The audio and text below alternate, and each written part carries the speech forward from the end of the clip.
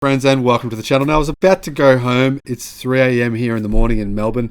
Then I decided, no, this needs to be said and you need to know just what the hell is going on here. BMW's performance arm, Alpina, has announced that there is no demand for EVs.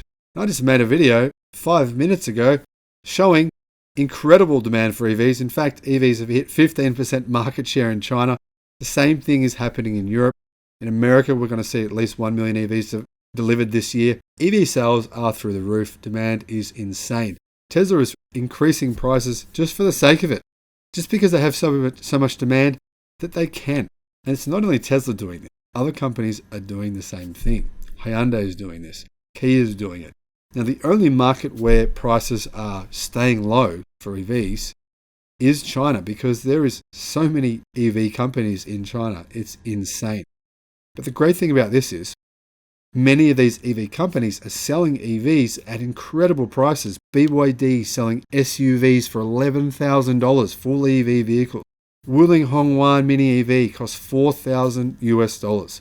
This is putting vehicles and green vehicles in the hands of people who previously couldn't afford a vehicle at all. And yet, Alpine's CEO claims that there is no demand. I wonder if he said that with a straight face, or if he was smirking. Who knows? Now, BMW-backed tuner Alpina, you probably have heard of them because basically they are BMW's official tuning company, claim there is no demand in the short term for high-performance electric vehicles. Obviously, Tesla would beg to differ. So would a range of other companies, NIO. Anyway, this is in spite of BMW committing billions of dollars to EV development, in spite of nearly every manufacturer finally biting the bullet and saying they are going all EV, whether that's by 2030, 35 or otherwise. Pretty much the only holdouts are Honda and Toyota, who are both just mentally retarded. Now, speaking to German website BimmerToday, Alpine CEO Andreas Bovensiepen just announced the bankruptcy of Alpine. Yeah, well, he did, basically, didn't he, really? Let's be honest. He claimed Alpine customers don't use their cars in a way that is compatible with the shortcomings of today's electric vehicles. Well, I just made a video about EVs doing 1,000 kilometers in rain very soon. In fact, there's a car that does 900 right now. Tesla Model S, a luxury sedan, will do 650. That's a pretty good range. Anyway, he said, we have customers, especially in Europe, who drive 30,000 to 50,000 kilometers a year. 9 months ago, a lot's changed in 9 months, guys, but anyway, we carried out a customer survey on the subject of hybrids and electric vehicles. Our customers currently feel no demand for battery electric models, said the CEO, when he was asked about the potential for an electric Alpina. In other words, Alpina have no plans to make anything electric. In other words, they plan for bankruptcy. Now, guys, even if you don't like electric vehicles, you have to be an absolute dickhead to not know they are the future. This guy should be fired immediately. Now, he claims that it is due to the high mileage that Alpina customers, especially in Germany, want to drive fast and accelerate hard. Then, of course, range is an issue. Our customers use their BMW Alpina as their first vehicle as a daily dream car. Now, this is just complete bullshit. People who buy a $300,000, $400,000 vehicle don't use their vehicles as daily drivers. But even if they do, they're not driving 50,000 kilometers a year. But if they are, well, they'd probably be best advised to buy a Tesla. Have a look at some of the Teslas getting around as taxis that have done 400,000+ kilometers. Do you see a single BMW Alpina anywhere that's done 400,000+ kilometers? You know what? There isn't any. They don't exist because they don't operate anymore. The engine is finished at that rate. But there's still plenty of Tesla taxis with that kind of range on them, plenty of hybrids with that kind of range on them, and yet he's averse to the idea of a battery model of any type, even a plug-in hybrid. Who knows?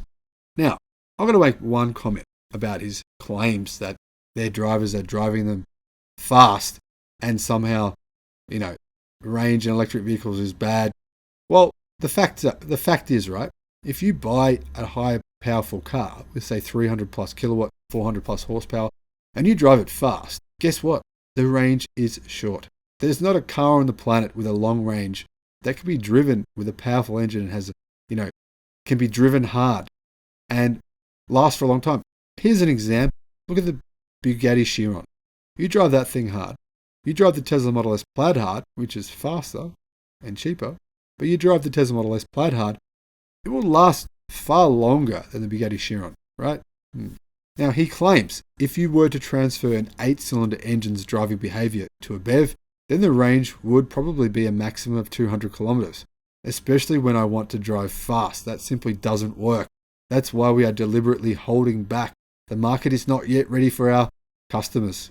Well, Mercedes just released a new EQS with 1,000 kilometers of range. Pretty sure that thing's going to have a longer range than any of your current vehicles, Alpina. Anyway, the Alpina CEO's comments come as BMW plans to launch 2 new M-badged electric vehicles within the next 12 months, a 400 kilowatt M50 version, that's about 550 horsepower, of the mid-sized i4 sedan, and a 440 kilowatt plus M60 variant of the iX SUV. Now, I wonder what BMW thought about these comments. I mean, BMW probably saw my video saying they're going to go bankrupt, and the funny thing is that a matter of only a month after my video, they said, well, we've changed tack now, we're going to invest more in EVs, and we've changed our minds, EVs are the future. Interesting. I don't know if it was my video. I mean, maybe I'm giving myself too much credit here. Maybe someone just said, guys, what is wrong with you? And they said, yeah, okay, you've got a point. EVs are the future. Everyone's going that way. We'll jump on the bandwagon. Now, when asked if BMW M electric vehicles could get the Alpina treatment, Bovensiepen said, many things are conceivable, but as I said, our resources are limited. First of all, we want to build what our regular customers want.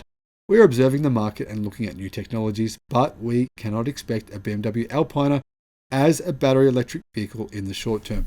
In other words, Alpina doesn't know how to tune electric vehicles, so they don't know of what benefit they can be to an electric car. They're unwilling to learn, they're unwilling to adapt to a new market, so they're going to be dead pretty soon. Now, he also went on to say that also depends on how many XB7s, Alpina's large V8 SUV, we sell. In other words, if we don't sell any, okay, we'll try. We have negotiated our own CO2 limits with the EU Commission.